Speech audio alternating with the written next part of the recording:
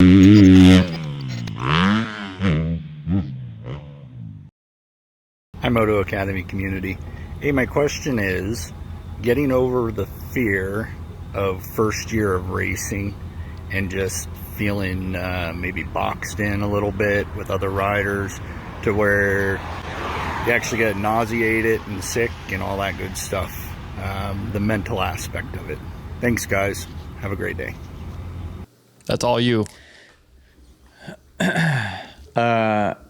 First of all, I can relate to that feeling of being nauseated and sick. There's been times where I've been on the line where I thought I could have just crapped my pants at any second. There's also been times when I've been out on the track when I've been so nervous in the moto that I thought I could crap my pants. Oh, that's actually very interesting. Oh, I'll never forget my very first arena cross race ever. I was in third on the last lap. And I think I ended up getting third. I got on the podium. The last two laps, riding in third, I couldn't stand up. I had to seat bounce everything because I was so nervous that my legs didn't have the strength to get me off the seat. And I thought I was going to crap and throw up all at the same time. I was like, my body's response to how nervous I was unbelievable. So I don't get that anymore. And I don't get that anymore pre-race either, because I've gotten really good at just recognizing as soon as it starts to set in. Sometimes I'll even be having breakfast that morning of a race and I'll start to think into the future a little bit and I'll get nervous and I'll lose my appetite and I won't want to eat. All I do is take a couple deep breaths, think about just my breathing it takes 5 seconds, 10 seconds, and I'll just go back into the moment and forget about what the heck I have to worry about in an hour or 5 hours or whatever. And I'm totally fine. Because your body will actually have physiological responses to nerves or anxiety of worrying about the future. You just focus on the moment. When you're on the line, if you are one that gets super nervous, don't even try to visualize don't even try to, some people visualize your lap. I would visualize, let's say I'd visualize myself getting the whole shot, and then I would literally every time I would visualize myself blowing the lead and just either crashing or just botching a section and everybody going by me. My visualization would always go a negative route. So for the longest time, I just stopped visualizing. And as soon as I would feel the need to occupy my brain when I was on the line, as if I had to be visualizing or had to be thinking of something, I would just focus on breathing. And then it will bring you back to the moment, keep you in the now, because as long as you're focused on just the moment and you're breathing, you won't worry. And I've become very good at that, I think. Yeah. So I would say focus on your breathing, but also don't focus on your breathing, because here's how you focus on your breathing, I should say. Right. Because you don't want to, if you focus on your breathing, then you're like, oh, I'm breathing really fast. And then it gets worse. Okay. So let's be a little more specific. Your mental coach always said box breathing, but the way that I think of it, breathe in for 5 seconds, hold for 5 seconds, breathe out 5 seconds, hold for 5 seconds, and do that loop. Yeah.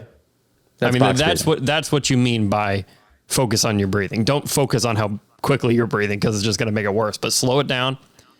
5 seconds in, hold 5 seconds, 5 seconds out, hold 5 seconds. Yeah. Be intentional with your breathing, I should say, maybe. And then that will make you think about your breathing and only about your breathing. And your body will all calm down, your heart rate will go down, you won't be so nervous. I understand that riding around people is scary, but there's a way to do it safely. When you're out on the track, you worry about yourself, do your own thing, make passes in smart places, distance yourself from riders in places where you need to. But as far as the nerves of it, yeah, there's no reason to be nervous about something that's happening in the future. It hasn't happened yet.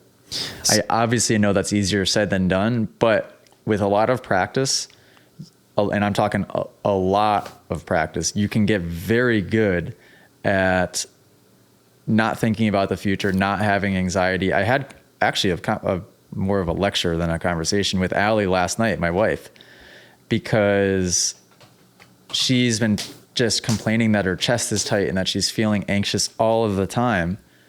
And it just gets me a little frustrated, because for her, what are you anxious about? Life is freaking great. And even if you have responsibilities or things that you have to worry about, it's in the future. So you just create your plan, or not even. I don't have a plan half the time, and just worry about what you're doing in the current moment, and you'll just be happy. You won't think about things that have to be done a day from now or 5 days from now. And yeah, she's like, oh, I could just feel my chest getting tight. And then I start to think about it, and I'm like, well, it's probably happening because subconsciously you're having anxiety about something. And then if your chest starts to get tight, you just focus on your breathing and you won't notice your chest being tight anymore. I don't know. I mean, geez. Although I'm not very empathetic for those situations like that either, because I can get rid of that thought so quickly. Or I just don't even have that thought. What about you? Do you ever have anxiety, or like, I don't even know how to relate. Like when she's saying her chest is tight, I don't even know what that means. No, I mean, we won't get into the whole thing. It's on the internet somewhere of like my whole life story. And my story is one of anxiety. I remember I went to the doctor for stomach pains, and I left with a diagnosis that said I had an anxiety disorder. This was my freshman year in high school. Oh, I didn't know that. Yeah. I have a whole story. If this becomes a clip, then we'll link it below. Don't worry, Jack, I'll take care of it. But yeah, I mean, for me, like, I mean, anxiety is different than being nervous for a race, right? Like anxiety, you got to learn how to use it. And that's a very long conversation that we won't get into unless you want to get into it. But something that you said that is interesting to me, back when I used to race, is I would be incredibly nervous. And the second the gate dropped, I was just riding my dirt bike. Of course, because you're in the moment focusing on what you're doing. Anxiety, we could have a 5-hour conversation about it if we want, or we could just talk about it as simply as it is, which is anxiety is an individual concerned about what is going to happen in the future, whether it's 10 seconds in the future or 10 days or 10 weeks or 10 years. But you don't ever, right? you don't ever get anxious about the good things that are going to happen. It's the worst case scenarios. It's just lies. It's just lies you tell yourself, and we don't really know why, but it's like... And you're stuck in the future. So if you could just focus on your breathing and then just be present and live in the moment that you're currently in, anxiety is not something that could even exist. Not to mention, do you know how much of a bummer... That's how I look at it. Do you know how much of a bummer it would be to like turn 70 or 80 and look back at your life and be like, man, I was always worried about the future and never enjoyed myself? Yeah, that's horrible. Oh, it'd be miserable. That's something to be anxious about.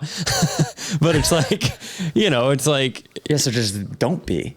But this is where I give bad advice because I'm not empathetic enough to give the advice. But if you just take the advice literally, that's what I told Allie last night.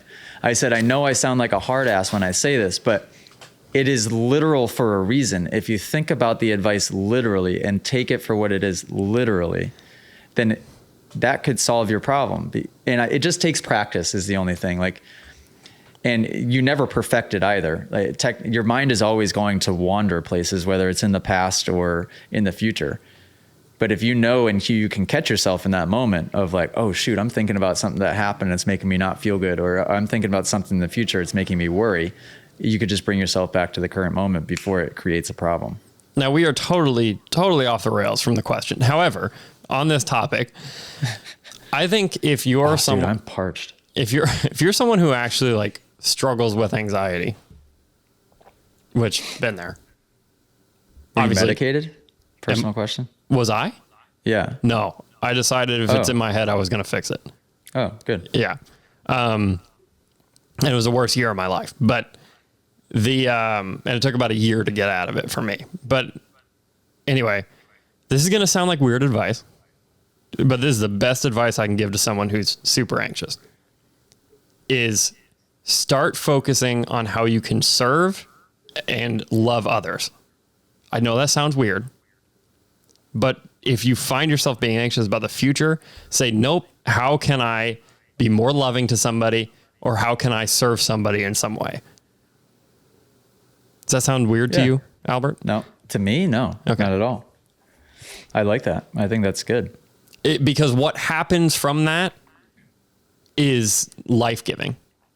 If you guys are enjoying these podcast clips and you want to watch full episodes, you can subscribe at club.themotoacademy.com.